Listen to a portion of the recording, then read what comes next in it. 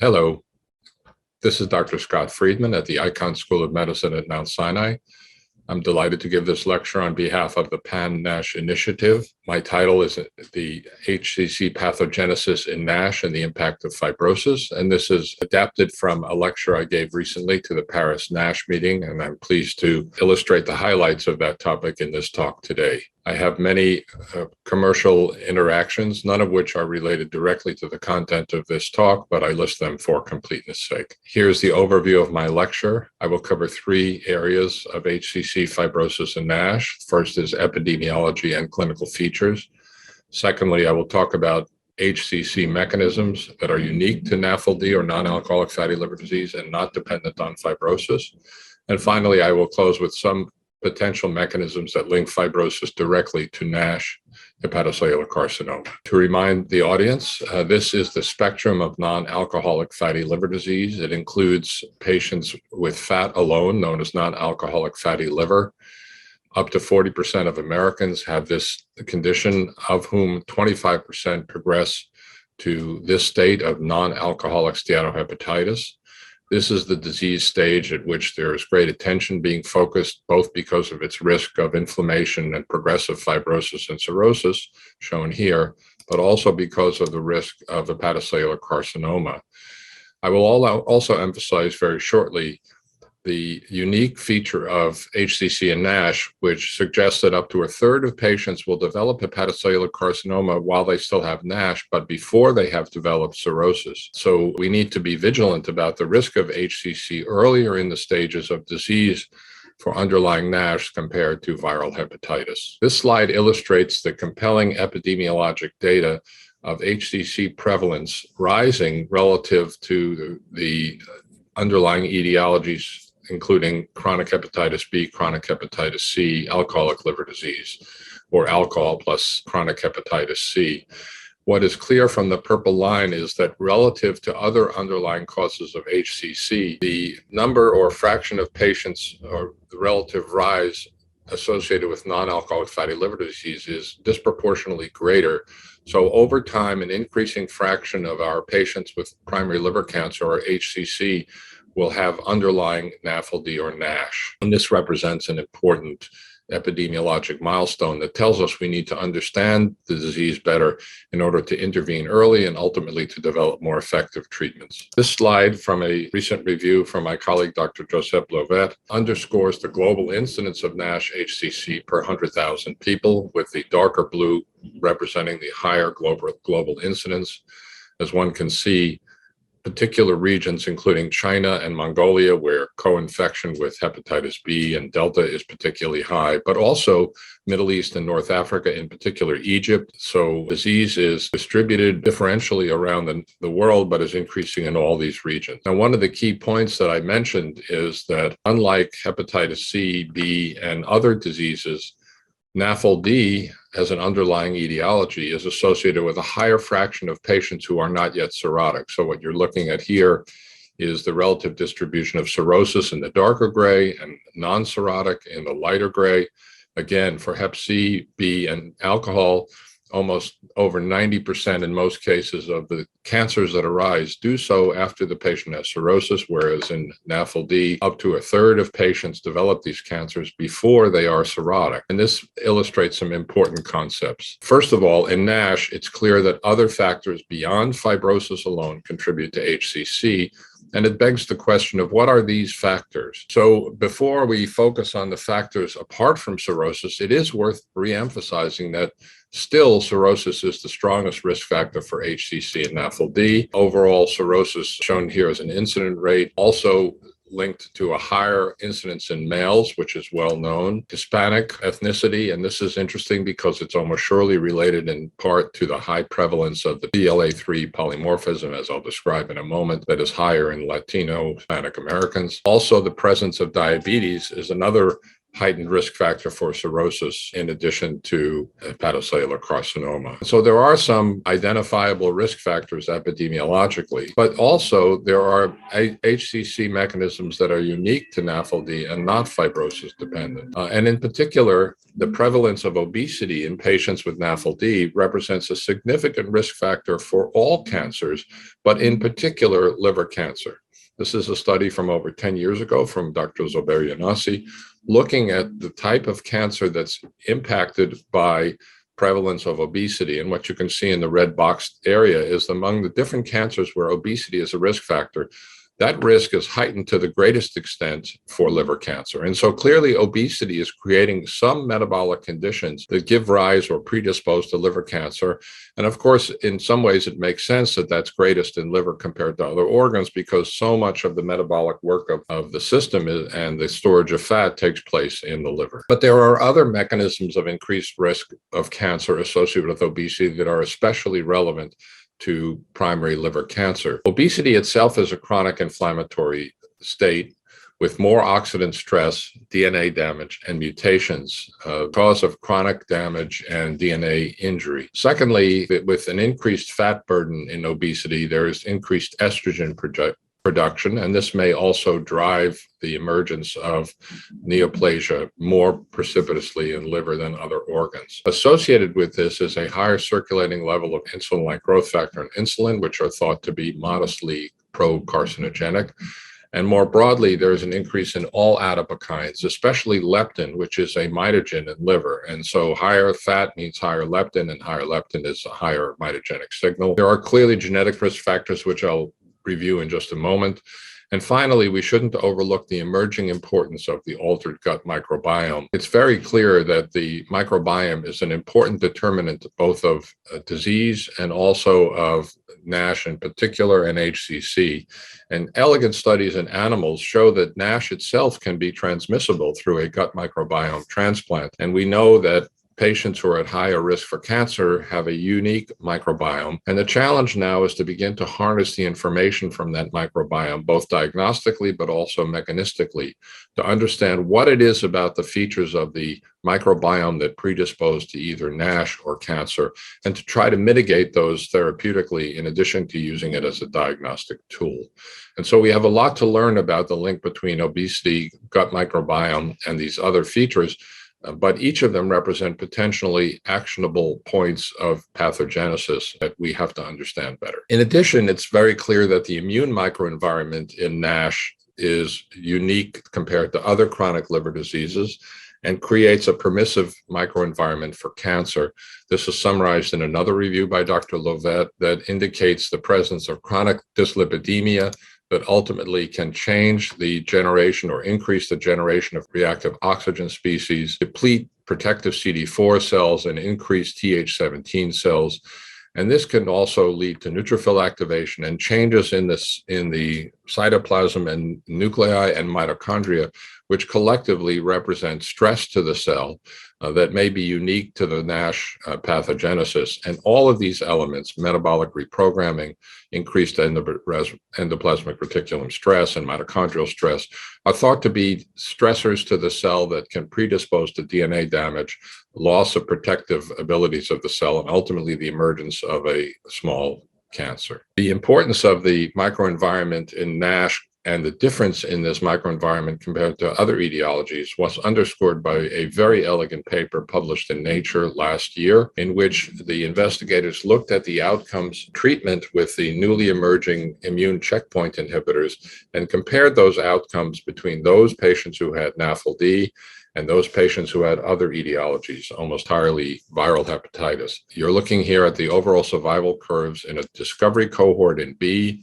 and a validation cohort in C. In each case, the group with other etiologies had a better overall survival following checkpoint inhibitor treatment compared to the patients with underlying NAFLD shown in blue, both in the discovery and the validation cohort. So it suggests that there is a different microenvironment in the immune system in NAFLD compared to other etiologies. This is an area of intense interest and investigation. At the stage of this paper, the authors concluded that there may be NASH-related aberrant T-cell activation that causes tissue damage and leads to impaired surveillance. So we are continuing to dig deeper into understanding the unique features of the immune microenvironment in hopes that we can harness that information to develop more personalized therapies that are NASH-specific and that have a greater efficacy than the current immune checkpoint inhibitors. I also alluded earlier to the importance of genetics to the incidence of Nash-HCC, and I illustrate here data from some time ago from a group of Helen Reeves in University of Newcastle looking at the rising incidence of HCC within their region in Northeast England, but more importantly, the rising fraction of the overall number of cases that were attributable to NAFLD shown here in orange. So what you can see overall is that not only was there an increase in number of referrals, which was expected, but also the overall fraction of those cases that had underlying NAFLD also increased. And even at this 12 years ago, NAFLD already accounted for almost 35% of their cancers. And again, the point that up to almost a third did not have underlying cirrhosis. And this is a finding that's been replicated now at least 3 times, that the fraction of non-cirrhotic HCC is greater than other etiologies. But the key point I want to emphasize in this slide is if the risk-associated variant in this gene, PNPLA3, was present, and particularly if it was homozygous, the odds ratio for the development of cancer was almost 13. So it suggests, again, that polymorphisms in different genes, some of which are clustered ethnically or genetically, can also predispose to or create a setting ripe for the development of HCC. There are, in fact, a number of polymorphisms that are linked to NASH-HCC. A partial list is shown here, also from another review from Dr. Lovett.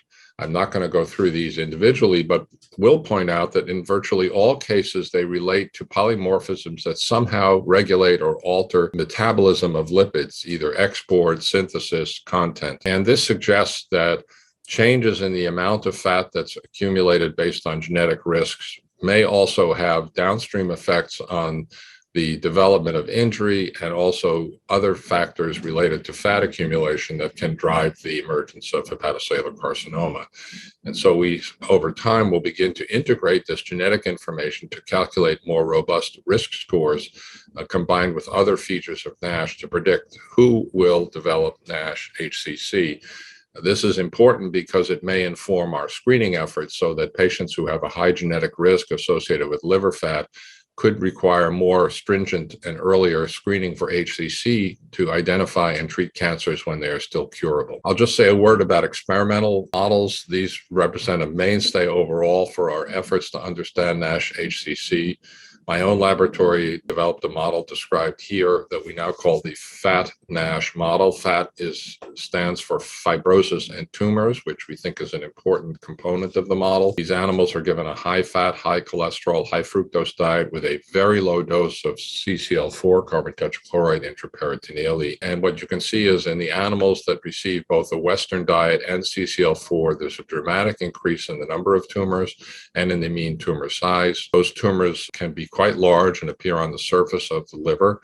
Here you're looking at a tumor liver interface, the NASH liver on the left, the tumor on the right. And in studies that are still ongoing, we and others are exploring the possibility that senescence of cells, indicated here by expression of beta-galactosidase activity in blue, that senescence of cells, in particular stellate cells, which I'll review in a second, can ultimately represent some kind of risk for hepatocellular carcinoma. I would mention also that what's exciting about our FAT-NASH model is that in addition to the liver disease, which we are studying extensively, we now have evidence that they develop renal disease that includes glomerulosclerosis and interstitial fibrosis, and these are ongoing studies done in collaboration with our chief of nephrology here at Mount Sinai. But it does suggest that the model may be a useful one, not only for liver disease, but also for the metabolic syndrome associated changes that occur in kidney and perhaps in heart and blood vessels as well. So let me spend the last remaining few minutes talking about the presence of fibrosis and how that may impact on NASH-HCC. This is a very comprehensive table that illustrates the molecular differences between NASH-HCC and non-NASH-HCC. In each case, NASH-HCC is on the left. So starting with the etiology, of course, NASH-HCC is associated with obesity, diabetes, dyslipidemia, metabolic syndrome, and the non-HCC is primarily attributable to underlying viral infection as well as alcohol. In terms of the molecular alterations, there's been now extensive characterization suggesting that in Nash-HCC, a smaller fraction of the tumors have dysregulation of the Wnt beta-catenin subclass, which is abbreviated CTNNB1, whereas non-NASH HCC has a higher fraction of tumors that have dysregulation of Wnt beta-catenin. The SNPs that I described in the previous slide also more prevalent in NASH HCC than non-NASH HCC. In terms of the immune phenotype, I've already emphasized, we think this is quite different in the underlying NASH that gives rise to HCC, and that includes many of these features here of activated dysfunctional immune cells, as well as NK cells and elevated Th17 cells that disrupt tumor surveillance. And again, the key point that there's a decreased incidence of underlying cirrhosis in NASH HCC compared to non-NASH HCC.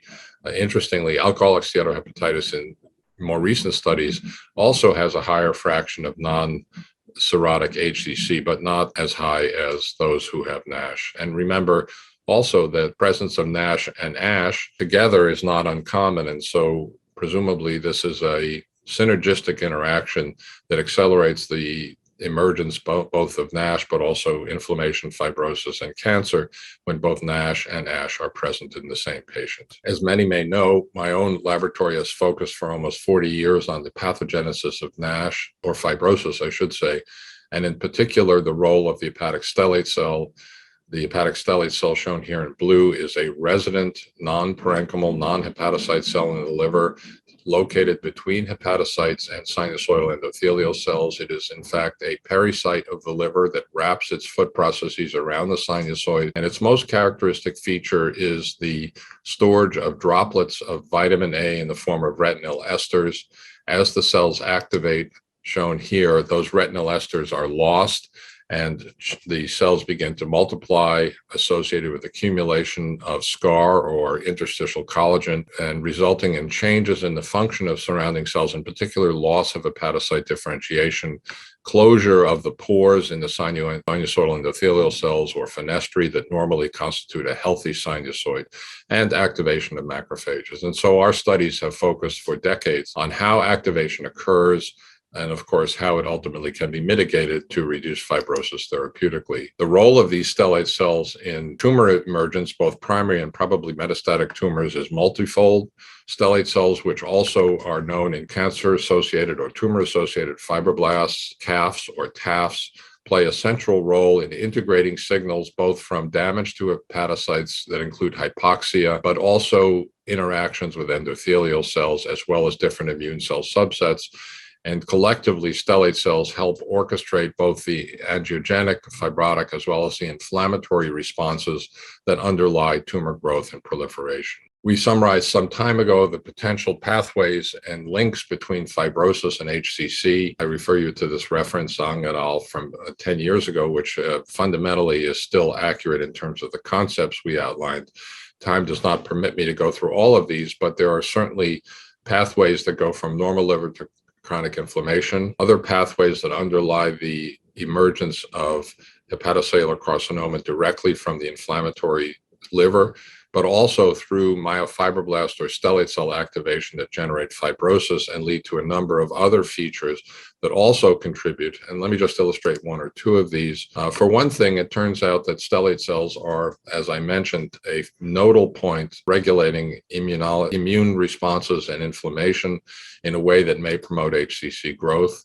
That's summarized in this slide here, where you're looking at an activated stellate cell and all of the different ways that stellate cells can amplify inflammation. I'll emphasize for the purpose of this talk, there are a couple of specific pathways that are emerging, and in particular, that stellate cells can enhance myeloid-derived suppressor cells and suppress T and B cell via PD-L1, which are expressed on stellate cells. And this effectively can lead to a more immunotolerant environment so that the immune system does not attack and clear nascent tumors. So in a sense, the immunotolerance of the liver, which is largely attributable to activation of stellate cells, also creates a permissive environment in which the immune system can no longer surveil the tumors or surveil the tissues accurately, drive the immune system to clear early tumors. I also mentioned earlier the importance or the emerging importance of a senescence-associated secretory phenotype, or SAS. Several studies done years ago underscored the potential role specifically of stellate cells becoming senescent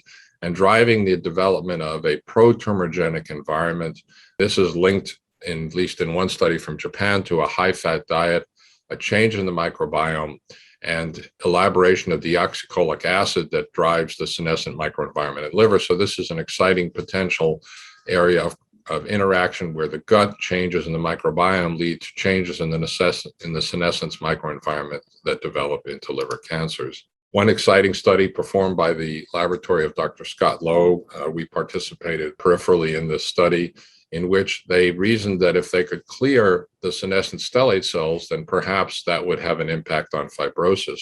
And they did this by generating specialized focused CAR or chimeric antigen receptor T cells that were conditioned or generated to identify a very specific target that's only expressed on senescent stellate cells, and that's urokinase plasminogen activator. In this study published in Nature 2 years ago, they gave CCL4 to develop fibrosis. They've also done this with a NASH model. At 6 weeks into the injury, they administered very specialized T cells to kill any stellate cell that was senescent, marked by the expression of urokinase plasminogen activator. And these results were really quite striking. When they cleared senescent stellate cells on the right, based on serious red staining, there was a dramatic diminution in fibrosis content, quantified here in the lower left. But in addition, when they used beta-gal activity staining to identify senescent stellate cells, there was a dramatic diminution in beta-gal expressing cells, suggesting that indeed their CAR T cells had effectively or successfully cleared those senescent stellate cells. What they also showed, which I find particularly interesting and exciting, is that as they cleared senescent stellate cells, liver function improved and serum albumin almost doubled.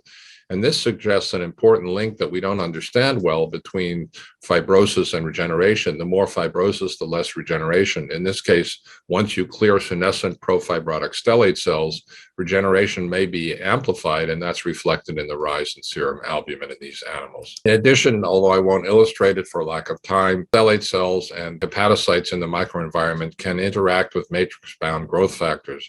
As the scar accumulates, a number of growth factors are tethered to that scar and can be released as stellate cells activate further and ultimately drive replication and proliferation of hepatocytes and the emergence of cancer. So there are both immune but also physical and cytokine-driven interactions between stellate cells and the environment they create and the emergence of liver cancer and pre-neoplastic hepatocytes. So this gives me an opportunity to summarize the key points I've been trying to make in the last few minutes.